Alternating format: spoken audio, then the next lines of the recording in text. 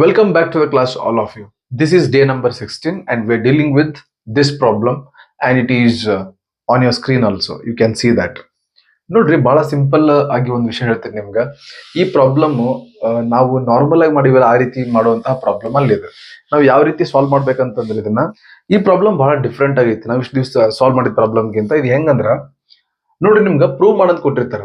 ಇಲ್ಲಿ ನೋಡ್ರಿ ಏನ್ ಕೊಟ್ರ 1 plus cos theta divided by 1 minus cos theta equal to into the bracket cosec theta plus cot theta bracket complete to the power 2 ಅಂತ ಹೇಳಿ prove ಮಾಡ್ಬೇಕು. ಈಗ ನಾವು ಇದನ್ನ ಹೆಂಗ್ ಸಾಲ್ವ್ ಮಾಡ್ತೀವಿ ಅಂತಂದ್ರ ನಿಮ್ಗೊಂದು ವಿಷಯ ಹೇಳ್ತೀನಿ ಕೇಳ್ರಿ. ಫಸ್ಟ್ ಆಫ್ ಆಲ್ ಇದೇನು, ಇದು ಈಕ್ವಲ್ ಟು ಸೈನ್, ಹೌದಾ? ಈಕ್ವಲ್ ಟು ಸೈನ್ ಲೆಫ್ಟ್ ಗೆ ಇರುತ್ತಲ್ಲ ಅದಕ್ಕೆ ಏನಂತ ಕರಿತೀವಿ, LHS ಅಂದ್ರೆ ಲೆಫ್ಟ್ ಹ್ಯಾಂಡ್ ಸೈಡ್ ಅಂತ ಕರಿತೀವಿ. ಈಕ್ವಲ್ ಟು ಸೈನ್ ಈ ಕಡೆ ಇರುತ್ತಲ್ಲ ರೈಟ್ ಗೆ ಅದಕ್ಕೆ ಏನಂತ ಕರಿತೀವಿ, RHS ಅಂತ ಕರಿತೀವಿ. ನಿಮಗೊಂದು ವಿಷಯ ಹೇಳ್ತೀನಿ, ಕ್ಲಿಯರ್ ಆಗಿ ಕೇಳಿಸ್ಕೋರಿ. ನೀವು LHS ಅನ್ನು ಕನ್ಸಿಡರ್ ಮಾಡ್ಕೊಂಡು ಅಂದ್ರ LHS ಅನ್ನು ತಗೊಂಡು ನೀವು RHS ಅನ್ನು ಪ್ರೂವ್ ಮಾಡಬಹುದು ಒಂದ್ ವಿಷಯ. ಇನ್ನೊಂದೇನಪ್ಪಾ ಅಂತಂದ್ರ RHS ಅನ್ನು ತಗೊಂಡು LHS ಪ್ರೂವ್ ಮಾಡಬಹುದು ಇನ್ನೊಂದು ವಿಷಯ.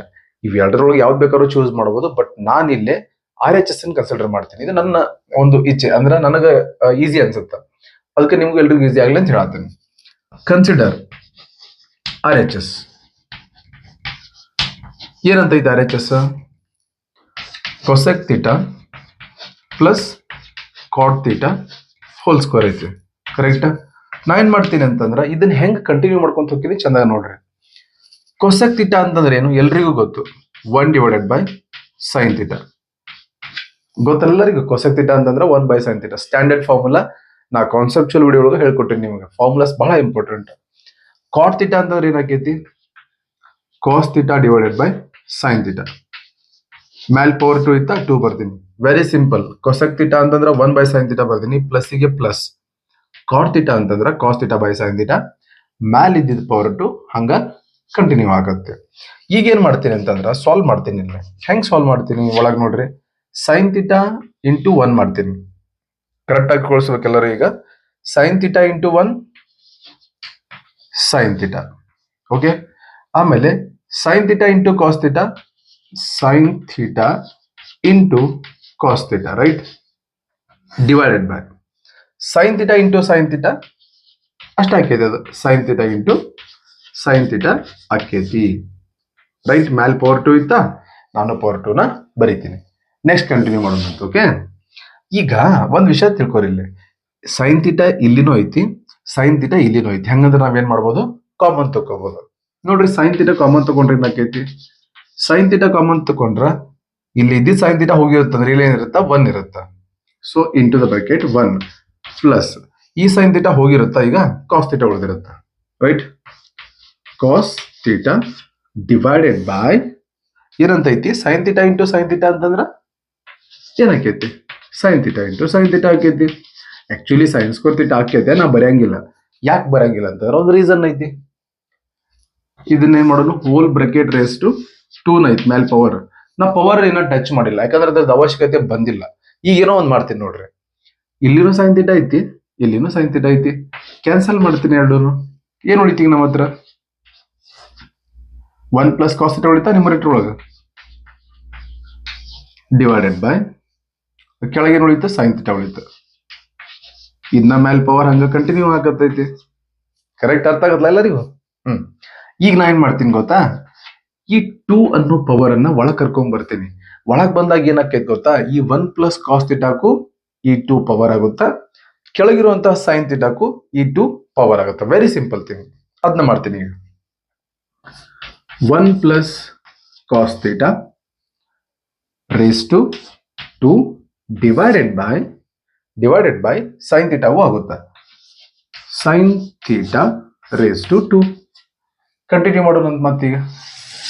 ಓಕೆ, ನೋಡ್ರಿಲೆ 1 plus cos theta raised to 2 ಅಂದ್ರೆ ಏನ್ ಗೊತ್ತಾ, 1 plus cos theta ಅನ್ನೋವು 2 ಅದಾವ ಅಂದಂಗ. ಯಾಕಂದ್ರ ನಿಮ್ಗೆ ಗೊತ್ತಿರುತ್ತ 2 ಸ್ಕ್ವೇರ್ ಅಂದ್ರೆ ಏನು, 2 into 2. ಹಂಗಂದ್ರ 1 plus cos theta raised to 2 ಅಂತಂದ್ರ 1 plus cos theta ಆಮೇಲೆ 1 plus cos theta, right? 1 plus cos theta into 1 plus cos theta. Very simple thing. ನಾನು ನಿಮಗೆ ಇಲ್ಲೇ ಡೆಮೋ ತೋರಿಸ್ಬಿಟ್ಟಿನಿ ಅದನ್ನ ಹೆಂಗ್ ಯೂಸ್ ಮಾಡತ್ತೀನಿ ಅಂತೇಳಿ. ಅದನ್ನ ಈಗ ಪ್ರಾಕ್ಟಿಕಲ್ ಆಗಿ ಯೂಸ್ ಮಾಡೋಣ ಈ ಪ್ರಾಬ್ಲಮ್ದಾಗ. Okay, done. So 1 plus cos theta raise to 2 ಹೆಂಗ್ ಬರೀತೀನಿ ನಾನು 1 plus cos theta into 1 plus cos theta ಅಂತ ಬರೀತೀನಿ. 1 plus cos theta into 1 plus cos theta. ಕೆಳಗೆ ಏನೈತಿ ನೋಡ್ರಿ, ಸೈನ್ ಥೀಟಾ ರೇಸ್ ಟು 2 ಐತಿ. ಸೈನ್ ಥೀಟಾ ರೇಸ್ ಟು 2 ಅಂತಂದ್ರೆ ಒಳಗೆ ಬಂತಂದ್ರೆ ಸೈನ್ ಸ್ಕ್ವೇರ್ ಥೀಟಾ ಆಕೈತಿ. Very simple, sine square theta ಆಕೈತಿ. ಆಕ್ಚುಲಿ ನಮ್ಮ ಹತ್ರ ಒಂದು ಫಾರ್ಮುಲಾ ಐತಿ. ಆ ಫಾರ್ಮುಲಾ ಯಾವುದು? Sine square theta plus cos square theta equal to 1. ಅದ್ ನಾನು ನಿಮಗೆ ಬರ್ ತೋರಿಸ್ತೀನಿ ನೋಡ್ರಿ. Sine square theta plus cos square theta equal to 1. ಇದ್ರೊಳಗೆ ಸೈನ್ ಸ್ಕ್ವೇರ್ ಥೀಟಾ ಹೆಂಗ್ ಬರೀಬಹುದು? Sine square theta equal to 1 ಐತಿ. ಆ ಕಡೆ ಕಾಸ್ ಸ್ಕ್ವೇರ್ ಥೀಟಾ ಕಡೆ ಕಳಿಸ್ರಿ, ಮೈನಸ್ ಕಾಸ್ ಸ್ಕ್ವೇರ್ ಥೀಟಾ ಬರೀಬಹುದಾ? ಬಹಳ ಇಂಪಾರ್ಟೆಂಟ್ ಫಾರ್ಮುಲಾ ಇದು. ನಾನು ನಿಮಗೆ ಏನ್ ಹೇಳಕ್ ಹೊಂಟೀನಿ ಅಂತಂದ್ರೆ sine square theta equal to 1 minus cos square theta ಅಂತ ಹೇಳಕ್ ಹೊಂಟೀನಿ. ನಾ ಏನ್ ಮಾಡೋದನ್ನ ಗೊತ್ತೇನೆ, ಈಗ ಸೈನ್ ಸ್ಕ್ವೇರ್ ಥೀಟಾ ಪ್ಲೇಸ್ ದಾಗ 1 ಮೈನಸ್ ಕಾಸ್ ಸ್ಕ್ವೇರ್ ಥೀಟಾ ಬರೆಯೋದಿನಿ.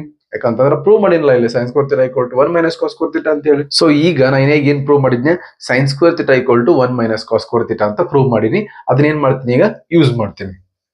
ಮೇಲೆ 1 plus cos theta into 1 plus cos theta.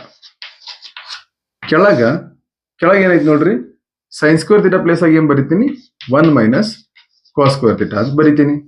Right, ಈಗ ನೋಡ್ರಿ ಆಕ್ಚುಲಿ ಕೆಳಗೆ ಏನೈತೆ ಅಂದ್ರೆ 1 ಮೈನಸ್ ಕಾಸ್ ಸ್ಕ್ವೇರ್ ಥೀಟಾ ಐತೆ. ನಾನು ಅದನ್ನ ಹಿಂಗೂ ಬರೀಬೋದಾ? 1 square minus cos square theta ಅಂತ ಬರೀಬೋದು. ಯಾಕಂದ್ರೆ 1 ಸ್ಕ್ವೇರ್ ಅಂದ್ರೆ 1 ಆಕೈತಿ, ಏನೇನು ಫರಕ್ ಬೀಳಂಗಿಲ್ಲ. ಬಟ್ ಹಂಗ್ ಬರ್ದಿದ್ದ ರೀಸನ್ ಏನಪ್ಪಾ ಅಂತಂದ್ರ ಇದು A square minus B square ಫಾರ್ಮಾತ್. ಈಗ ನೋಡ್ರಿ, A square minus B square.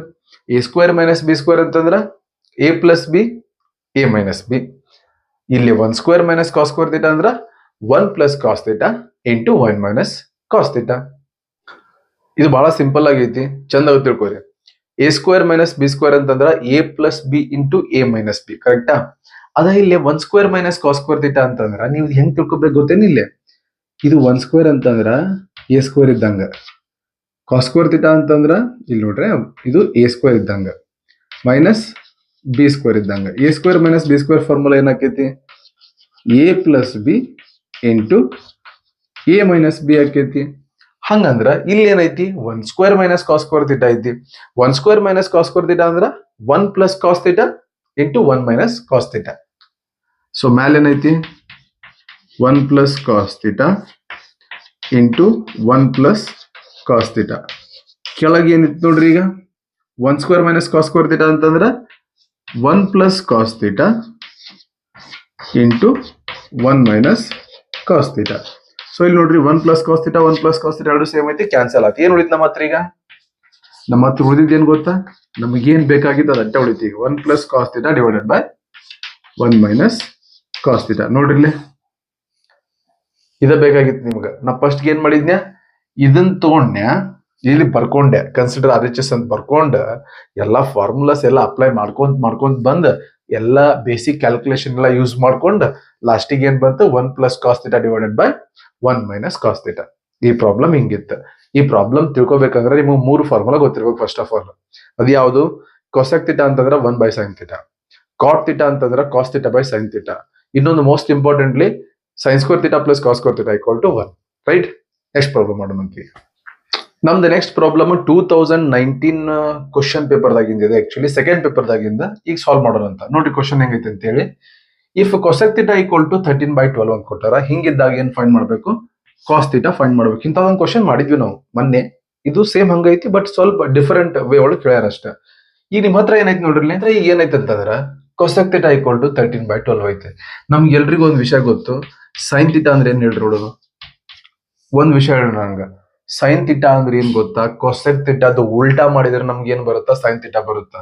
ಹಂಗಂದ್ರೆ ಕೊಸೆಕ್ ಥೀಟಾನ ಉಲ್ಟಾ ಮಾಡ್ರಿ, 13/12 ಉಲ್ಟಾ ಏನಾಕೈತಿ? 12/13 ಆಕೈತಿ. Very simple. ಸೈನ್ ಥೀಟಾ ಎಷ್ಟು ಬಂತು? 12/13.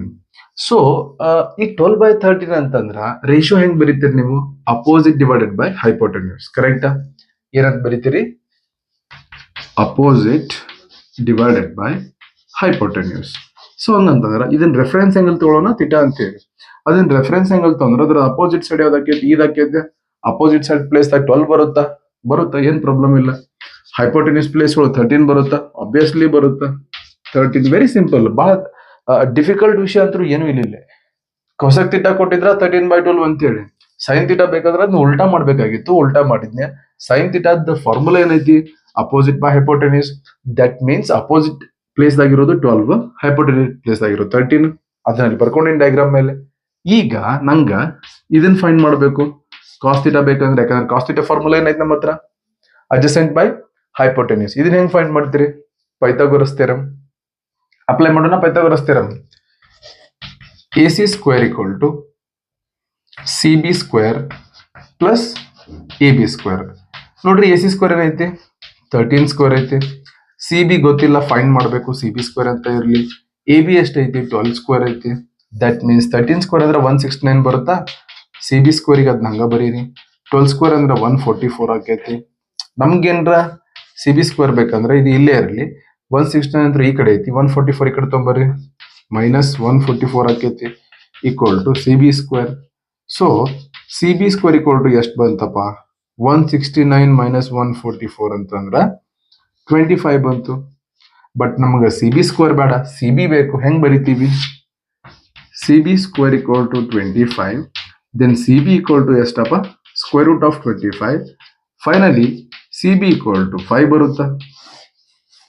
ಎಷ್ಟು ಬಂತ? CB equal to 5. Question mark ತೆಗೀರಿ, 5 ಅಂತ ಬರೀರಿ. ಸೊ ನಮ್ಮ ಹತ್ರ ಈಗ ಅಡ್ಜಸೆಂಟ್ ಸೈಡ್ ಸಿಕ್ಕೈತಿ. ಹೈಪೋಟೆನ್ಯೂಸ್ ಮೊದ್ಲ ಕೊಟ್ಟಿದ್ರು, ಆಮೇಲೆ ಅಪೋಸಿಟ್ ಸೈಡ್ ಮೊದ್ಲ ಕೊಟ್ಟಿದ್ರು. ನಮಗೇನ್ ಬೇಕೀಗ? ಕಾಸ್ ಥೀಟಾ ಬೇಕು. So finally cos theta formula ಏನು? Adjacent divided by hypotenuse. So cos theta equal to adjacent find ಮಾಡಿರಲ್ಲ, ಎಷ್ಟು ಬಂದಿತ್ತು? 5. ಮತ್ತು ಹೈಪೋಟೆನ್ಯೂಸ್ ಅಂತೂ ಮೊದಲ ಐತಿ 13. This is all about cos theta. ಎಷ್ಟು ಈಸಿ ಪ್ರಾಬ್ಲಮ್ ಅಲ್ಲ? ಒಂದ್ಸತ ಕ್ವಿಕ್ ರಿವಿಷನ್ ಮಾಡೋಣ. ಇಲ್ಲಿ ನೋಡ್ರಿಲ್ಲರು ಏನ್ ಕೊಟ್ಟಿದ್ರು? ಕೊಸೆಕ್ ಥೀಟಾ ಈಕ್ವಲ್ ಟು 13/12 ಅಂತ ಕೊಟ್ಟಿದ್ರು. ನಾ ಏನ್ ಮಾಡಿದ್ನೆ? ಅದನ್ನ ಉಲ್ಟಾ ಮಾಡಿದ್ನೆ, ಯಾಕಂದ್ರೆ ಸೈನ್ ಥೀಟಾ ಬೇಕಾಗಿತ್ತು ನಂಗ. ಒಂದ್ಸತಿ ಸೈನ್ ಥೀಟಾ ಬಂದ್ಮ್ಯಾಗ ಏನ್ ಮಾಡಿದ್ನಿ? ಅದನ್ನ ರೈಟ್ ಆಂಗಲ್ ಟ್ರಯಾಂಗಲ್ ಒಳಗ ವಿಜುವಲೈಸ್ ಮಾಡ್ಕೊಂಡು ಅಪೋಸಿಟ್ ಸೈಡ್ ಮತ್ತು ಹೈಪೋಟೆನ್ಯೂಸ್ ಸೈಡ್ ಮಾರ್ಕ್ ಮಾಡ್ಕೊಂಡೆ. ಒಂದ್ಸತಿ ಅದಾದ್ಮ್ಯಾಗ ಏನ್ ಮಾಡಿದ್ನೆ? ನನಗೆ ಅಡ್ಜಸೆಂಟ್ ಸೈಡ್ ಬೇಕಾಗಿತ್ತು. ಪೈಥಾಗೋರಸ್ ಥಿಯರಂ ಯೂಸ್ ಮಾಡಿದ್ನೆ. ನಂಗೆ ಏನ್ ಸಿಕ್ತ? ಅಡ್ಜಸೆಂಟ್ ಸೈಡ್ ಸಿಕ್ತು. ಒಂದ್ಸತಿ ಅಡ್ಜಸೆಂಟ್ ಸೈಡ್ ಸಿಕ್ಮ್ಯಾಗ ಕಾಸ್ ಥೀಟಾ ಫಾರ್ಮುಲಾ ಬರದ್ನೆ, ಅಡ್ಜಸೆಂಟ್ ಬೈ ಹೈಪೋಟೆನ್ಯೂಸ್. ಆಮೇಲೆ ವ್ಯಾಲ್ಯೂ ಸಬ್ಸ್ಟಿಟ್ಯೂಟ್ ಮಾಡಿದ್ನೆ. ಒಂದ್ಸತಿ ವ್ಯಾಲ್ಯೂ ಸಬ್ಸ್ಟಿಟ್ಯೂಟ್ ಮಾಡಿದ್ಮ್ಯಾಗ ಆನ್ಸರ್ ಬಂತು, ಮುಗಿತಲ್ಲ ಪ್ರಾಬ್ಲಮ್. ಎಷ್ಟು ಈಸಿ ಪ್ರಾಬ್ಲಮ್, 2 ಮಾರ್ಕ್ಸ್ ಹಿಂಗಂದ್ರೆ ಬಂದು.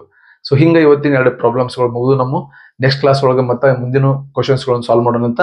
ಅಲ್ಲಿ ತನಕ ಪ್ರಾಕ್ಟೀಸ್ ಕಂಟಿನ್ಯೂಸ್ ಆಗಿರ್ಲಿ, ಏಮ್ ಕಡೆ ವಿಚಾರ ಇರಲಿ, ನೆಂದಿರ್ಬೇಡ್ರಿ, ಯಾವಾಗೂ ನಡೀತಿರ್ಬೇಕು ಹಂಗ. Okay, good bye.